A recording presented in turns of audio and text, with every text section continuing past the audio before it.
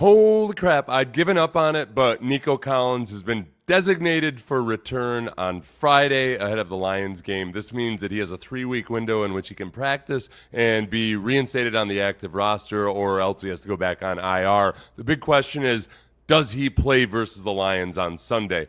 The Texans typically will not play a guy if he didn't practice on Thursday. But it's not 100%. Both Foley Fatukasi and Dalton Schultz have played this year after not practicing on a Thursday, but practicing on a Friday, thanks to BetUS for sponsoring this video. What does this do for the Texans? Does it fix the offensive line? Of course not. Does it make tight ends into incredible blockers? Not a chance in hell. What it does, though, is provide you that deep play threat and also options over the middle early in the down. We want more of a quick game. Man, I wish CJ was better at getting the ball to his outlets and his hots, but he will release the ball blindly to Nico Collins on a slant over the middle before Nico's even into his break with 100% trust and confidence. So it doesn't make the offensive line technically better, but it takes a lot of pressure off of them. It helps cover up a lot of the issues that the Texans have had in recent weeks. And we've seen, look, whether it's the Bills or the Colts this year or last,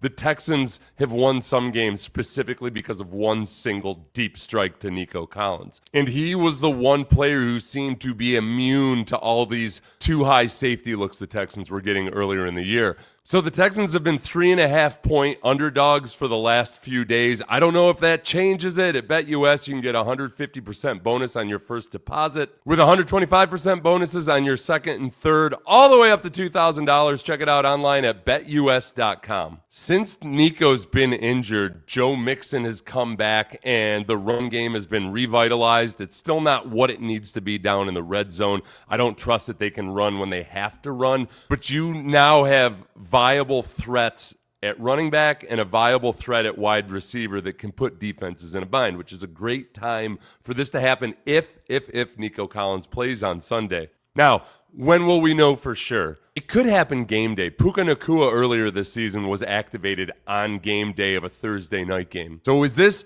DeMeco doing what he sometimes does, which is using the Friday practice as a way to ease guys back in, but they don't play until the next week after they get a full week of practice? Or was Nico just practicing gamesmanship and trying to hold back the prospect of Nico Collins as long as possible? I hope it's that.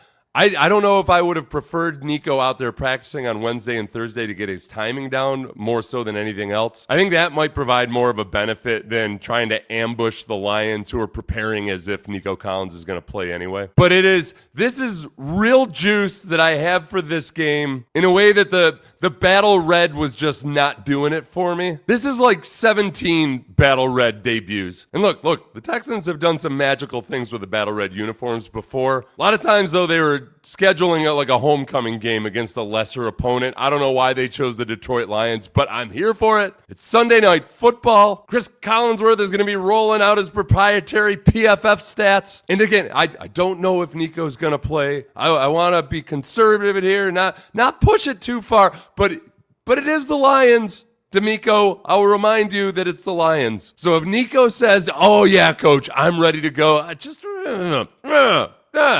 give him a little. Trust him, DeMeco. Trust him. And thank you to BetUS for sponsoring the video, of course.